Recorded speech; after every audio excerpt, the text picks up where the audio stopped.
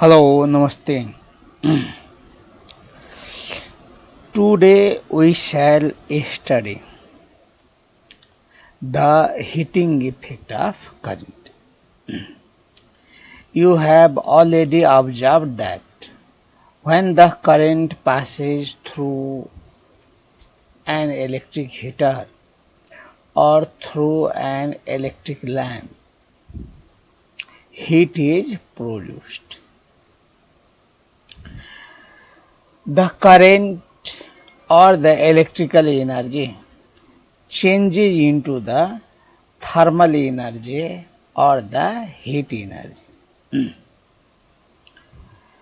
This is because when the current is passed through an electrical device or a conductor or an electrical appliance, the potential difference or the electric field should be applied. The electrons get accelerated by the electrical field, or the electron gets kinetic energy by the potential energy and moves with larger speed. The electrons collide with the residual atoms, losing their kinetic energy, and this mechanical energy changes into the heat energy. This process of changing of the mechanical energy into heat energy is called the heating effect of current. The heating effect of current firstly was observed by Joule. His full name is James Prescott Joule in 1841, and his experimental results are called the Joule's laws of heating. The amount of heat produced depends upon some quantities like current, resistance and time, according to the Joule, and his results are summarized as the Joule's laws of heating. Let us see by the document.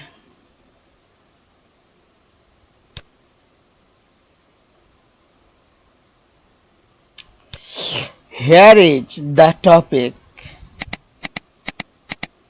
heating effect of current. Here is topic: the heating effect of current. This is heating effect of current. And here is the language. When current is passed through a conductor, especially having high resistance, heat is produced रे हैन. तिमीहरूले देखेका छौ के हो त भन्दाखेरि जस्तो हाई रेजिस्टेन्स भएको कन्डक्टर, जस्तो भनौँ हामी नाइक्रोम वायर, टङ्गस्टेन वायर, या चाहिँ के हो त भनेको म्याग्नेन वायर, यस्तोबाट चाहिँ के हो त भनेको करेन्ट पास गराउँदाखेरि के हो त भनेको हिट प्रोड्युस हुन्छ. जस्तो हाम्रो हिटरबाट करेन्ट पास गराउँदाखेरि हिट प्रोड्युस हुन्छ.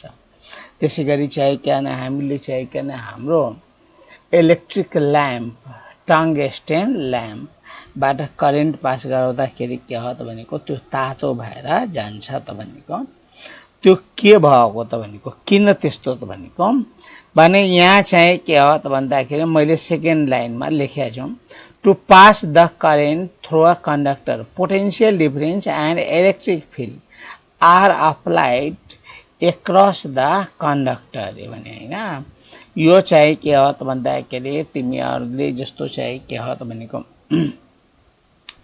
करेन्ट पास गराउनु पर्यो भने हैन, करेन्ट पास गराउनु पर्यो भने त्यहाँ के हो त भन्दाखेरि इलेक्ट्रिक पोटेन्शियल अप्लाई गर्नुपर्ने हुन्छ हैन।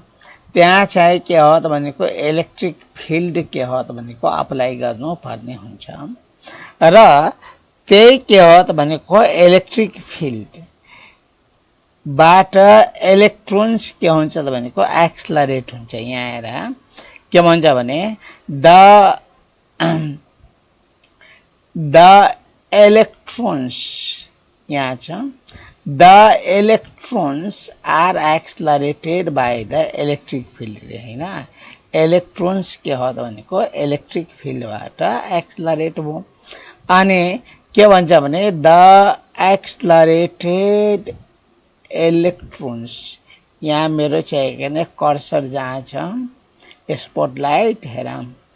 Electrons collide with residual atoms and loss their kinetic energy रे हैन। त्यो एक्सलरेटेड इलेक्ट्रोन्स के हो त भनेको कोलाइड गर्छ रेसिडुअल एटमसँग र त्यसले आफ्नो काइनेटिक एनर्जी के गर्छ त भनेको लस गर्छ।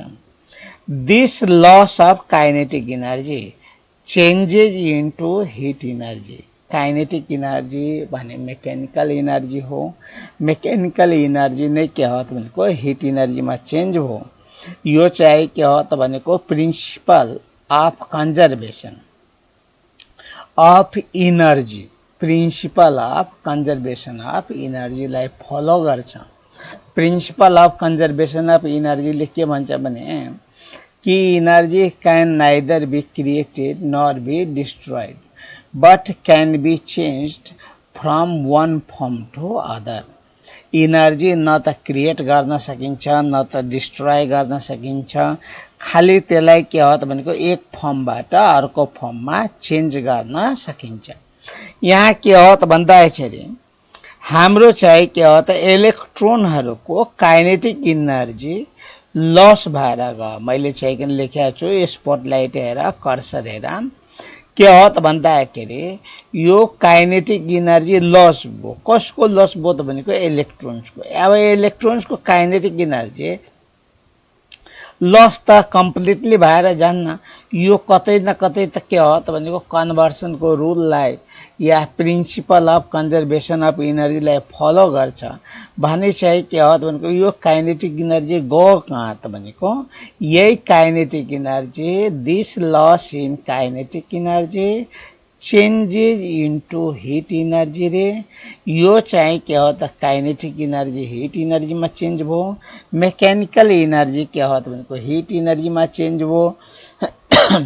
प्रिन्सिपल अफ कन्जर्भेसन अफ एनर्जीलाई फलो गरौँ र लास्ट लाइनमा मैले लेखेको छु the effect in which the electrical energy changes into the heat energy is called the heating effect of current। यही चाहिँ के हो त इफेक्ट जसमा के हो त भनेको इलेक्ट्रिकल एनर्जी केमा चेन्ज भयो त भनेको हिट एनर्जी। किन इलेक्ट्रिकल एनर्जी भन्ने त भनेको हामीले त्यसलाई भन्दाखेरि कन्डक्टरलाई पोटेन्शियल डिफरेन्स दिया छौ। पोटेन्शियल डिफरेन्स भन्दाखेरि इलेक्ट्रिकल एनर्जी हो। त्यो इलेक्ट्रिकल एनर्जी नै के भएको त भनेको हिट एनर्जीमा चेन्ज भएको र यो चाहिँ के हो भने इफेक्टलाई हामीले हिटिङ इफेक्ट अफ करेन्ट भनेर भन्छौं। तिमीहरूले चाहिँ किन हिटिङ इफेक्ट अफ करेन्ट के हो त भनेको जेनरल लाइफमा नि एक्सपिरियन्स गरेछौ। मोबाइललाई एकछिन चार्ज गरौँ तातिएर जान्छ। किन त भन्दाखेरि त्यहाँ चाहिँ के हो त भनेको इलेक्ट्रिकल एनर्जी हिट एनर्जीमा चेन्ज भइरहेछ।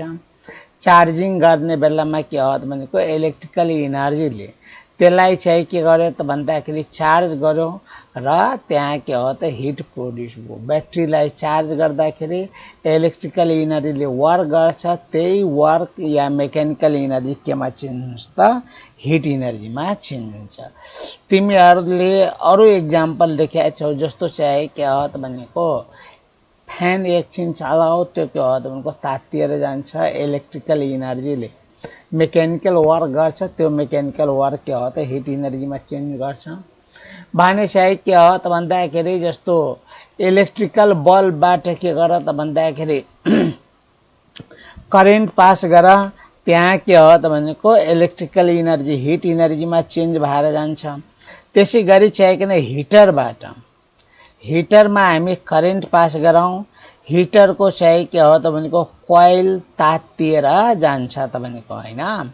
त्यहाँ चाहिँ के हो त धेरै हिट प्रोड्युस हुन्छ, धेरै हिट प्रोड्युस हुन्छ। यसको मतलब के हो त भनेको त्यहाँ रेजिस्टेन्स के छ त भनेको धेरै छ। रेजिस्टेन्स धेरै छ मतलब के हो त इलेक्ट्रोनहरूको चाहिँ के हो त रेसिडुअल एटमहरूसँग कोलिजन धेरै छ। कोलिजन धेरै छ भने काइनेटिक इनर्जीमा लस धेरै छ। काइनेटिक इनर्जीमा लस धेरै भने के हो त भनेको धेरै के हो त भनेको काइनेटिक इनर्जी हिट इनर्जीमा के भएको त भन्दाखेरि चेन्ज भएको हो त भनेको हैन। यो इफेक्टलाई हामी चाहिँ के हो त भन्दाखेरि हिटिङ इफेक्ट अफ करेन्ट भन्छौँ। र हिटिङ इफेक्ट अफ करेन्ट भने हामीले जेनरल लाइफमा अब्जर्भ गरिरहेको हुन्छौँ। यो करेन्टको हिटिङ इफेक्टले गर्दा नै के हो त भनेको धेरै इनर्जी या पावर के हो त भनेको लस भएर पनि जान्छ भने हामीले चाहिँ के हो त जाने हौं। अब यहाँ चाहिँ के हो त भन्दाखेरि यसमा एउटा इम्पोर्टेन्ट टपिक हेरौं। त्यो चाहिँ के हो त भन्दाखेरि जुल्स लज अफ हिटिङ। यो एउटा इम्पोर्टेन्ट टपिक हो। जुल भने थर छ एकजना ब्रिटिश साइन्टिस्टको। उनको पूरा नाम के हो त जेम्स प्रिस्कट जुल। यिनी ब्रिटिश नागरिक हुन् र 1841 मा यिनले के हो त भन्दाखेरि कुनै पनि कन्डक्टरबाट करेन्ट पास गराउँदाखेरि त्यहाँ के हो त भन्दाखेरि हिट प्रोड्युस हुने रहेछ। तर चाहिँ के हो त भनेको हिट को क्वान्टिटी के हो त भनेको हिट को क्वान्टिटी के कति रहेछ त्यसको बारेमा यिनले के गरे त भनेको स्टडी गरे। र यिनले गरे के हो त भनेको स्टडी, यिनले गरे अब्जर्भेसन या यिनले निकाले कन्क्लुजन हरूलाई नै हामी चाहिँ के हो त भनेको जुल्स लज अफ हिटिङ भनेर भन्छौं हैन। यसमा चाहिँ के हो त भनेको हामीले यही कुरो लेखेका छौं। हेर जुल studied quantitatively the amount of heat produced in a conductor due to passage of current ले भने हैन। जुलले कुनै पनि कन्डक्टरबाट चाहिँ के हो त भन्दाखेरि करेन्ट पास गराउँदाखेरि त्यसमा के हो त भनेको हिट कति प्रोड्युस हुन्छ, त्यसको चाहिँ के हो त भनेको अमाउन्ट कति, त्यसको क्वान्टिटी कति भन्ने कुरो चाहिँ के गरे हो त भनेको स्टडी गरे हौ। र हामी के भन्छौं भने his experimental results are called the Joule's laws of heating and these are as following हैन। उनले चाहिँ के हो त भन्दाखेरि गरे जो एक्सपेरिमेन्टहरू छन् त्यो एक्सपेरिमेन्टहरूलाई नै हामीले चाहिँ के हो त जुल्स लज अफ हिटिङ भन्ने गरेछौं। अनि उनको पहिलो चाहिँ के हो त कन्क्लुजन, पहिलो ल के रहेछ त भन्दाखेरि the amount of heat produced H यहाँनिर in a conductor is directly proportional to the square of current. कुनै पनि कन्डक्टरबाट करेन्ट पास गराउँदाखेरि जो हिट प्रोड्युस हुन्छ त्यो हिट के हो त भनेको करेन्टको स्क्वायरसँग डाइरेक्टली प्रोपोर्शनल हुन्छ।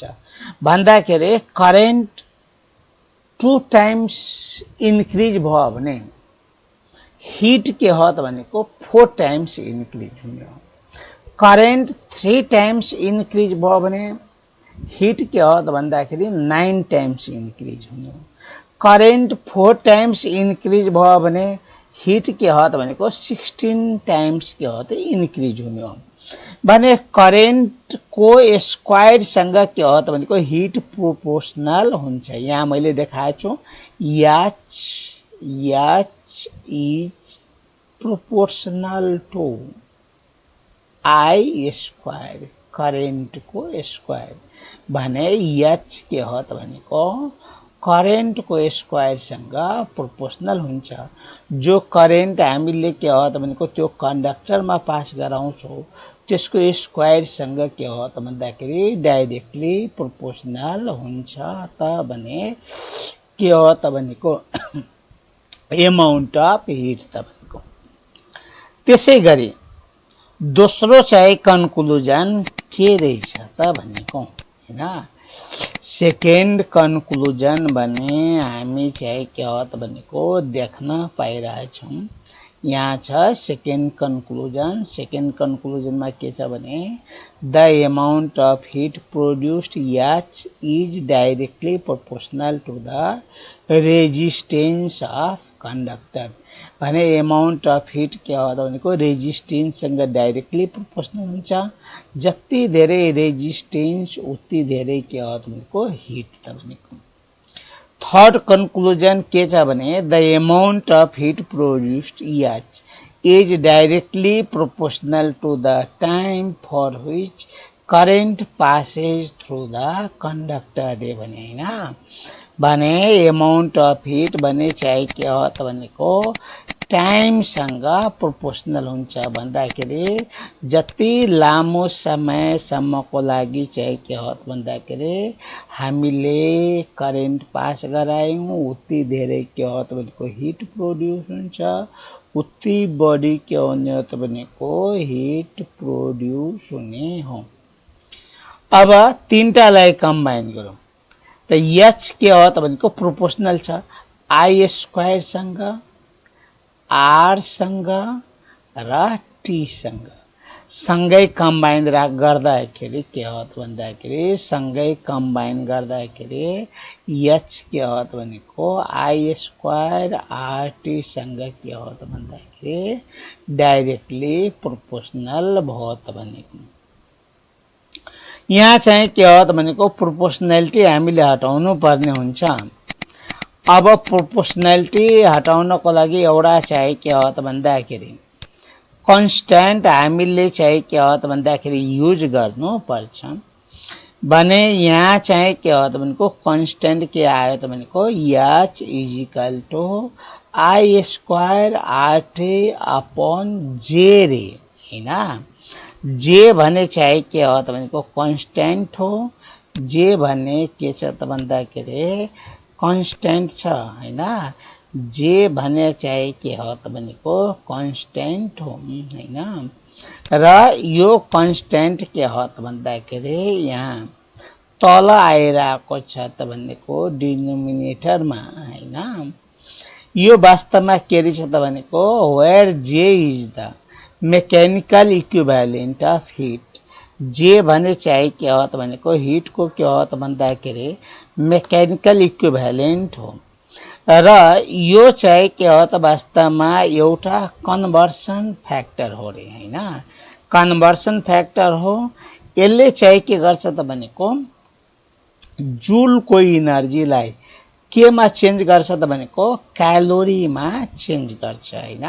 हुन त हामीले I स्क्वायर RT मात्रै राख्दाखेरि तिम्रो चाहिँ के हो त कन्स्ट्यान्ट अफ प्रोपोर्सनालिटी भनेको के हुने त 1 हुने हो। तर हामीले चाहिँ किन यसलाई क्यालोरीमा जेनरली लेख्ने गर्छौं हिटलाई जेनरली हामीले क्यालोरीमा लेख्ने गर्छौं। खास गरी कन्भेन्सनल म्याटर हो यो। अहिले त जूलमा पनि लेखिन्छ तर पहिला पहिला के हो त भन्दाखेरि यसलाई क्यालोरीमा लेखिन्थ्यो। त्यही भएर चाहिँ के हो त भनेको यो सिम्पली एउटा कन्भर्सन फ्याक्टर हो जसले चाहिँ के हो त भनेको हिट एनर्जीलाई जो जूलमा छ त्यसलाई के गर्छ त क्यालोरीमा चेन्ज गर्छ। यहाँ मैले लेखेको छु it changes energy of joule into calorie रे र यसको भ्यालु के हुन्छ भने 4.18 4.18 जुल पर क्यालोरी त भनेको होइन।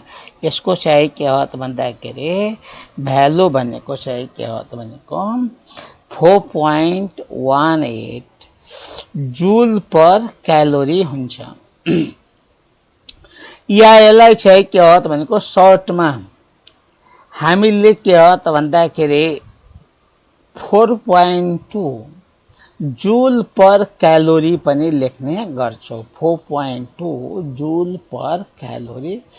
यो सिम्पली के हो त भन्दाखेरि जस्तो हामीले यो सिम्पली कन्भर्सन फ्याक्टर हो जसले चाहिँ कने जुललाई केमा चेन्ज गर्छ त भनेको क्यालोरीमा चेन्ज गर्छ त भनेको हैन। र यही नै के हो त भनेको जुल्स ल अफ हिटिङ। यो हाम्रो लागि के छ त एउटा इम्पोर्टेन्ट टपिक छ। यति चाहिँ के हो त भनेको आजलाई गरौँ। This much for today. Thank you. Have a good day.